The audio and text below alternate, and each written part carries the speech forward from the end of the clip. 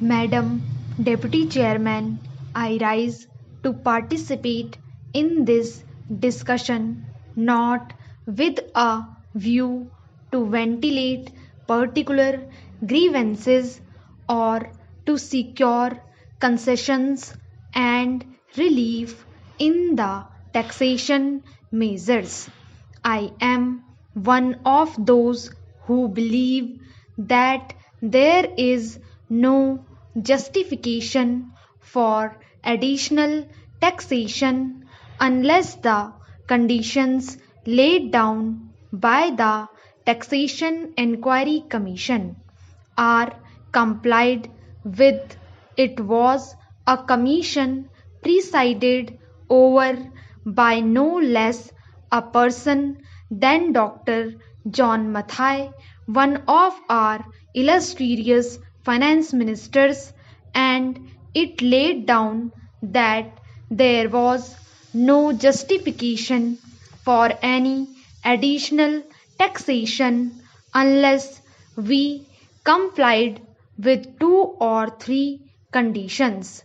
One condition was that whatever tax was realized was being properly spent, that there was no wastage or superfluous expenditure being incurred.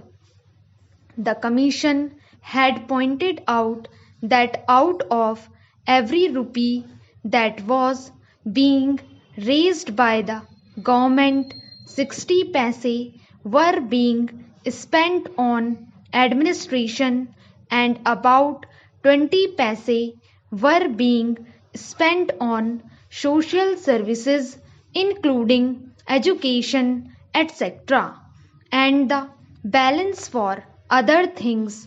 Another was that whatever tax was being imposed should be realized before we brought out measures for fresh taxation.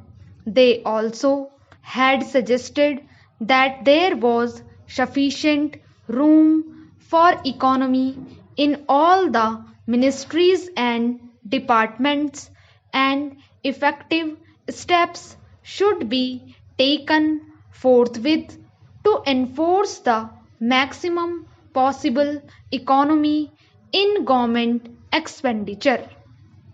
Now we have before us this audit report for 1961-62, which was presented to the Lok Sabha on the 6th June and which came to my hands last night, and I have not been able to study it. I find that during the last 5 years we have imposed additional taxation, and at the same time our revenue expenditure has gone up by about rupees 42 crores. So on the one hand we say that we are raising this money, these taxes, for the implementation of the plan, and for that reason every chief minister and ministers go about saying that we want money for the implementation of the plan. But what are the facts? We find that the money that has been raised is being used for administrative purposes. So it is not correct to say that. On the other hand, it is not proper, because you must know that no plan, however well balanced and well thought out it may be, can be implemented in a democratic setup unless you can enthuse the people.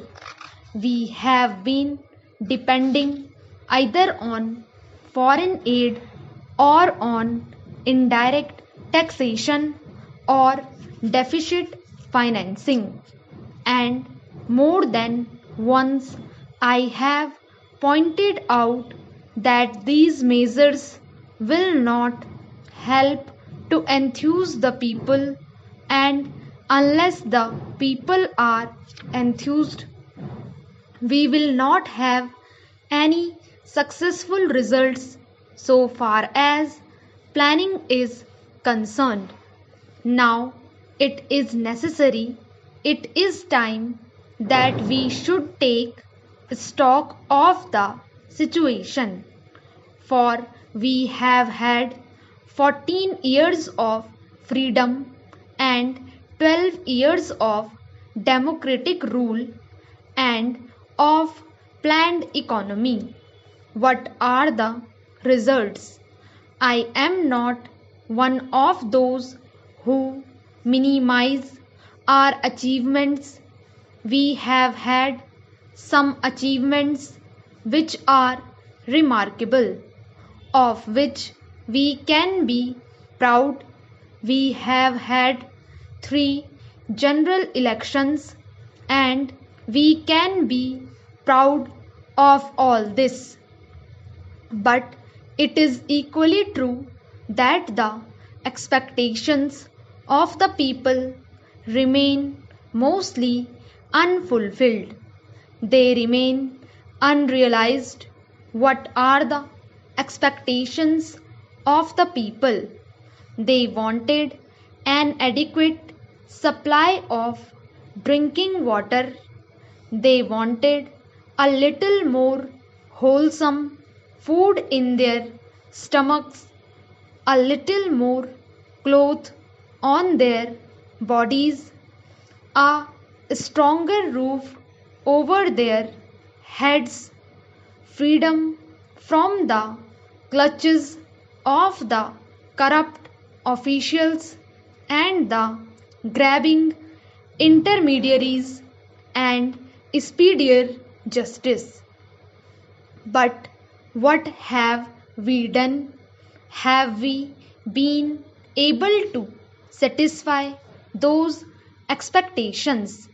I can say no.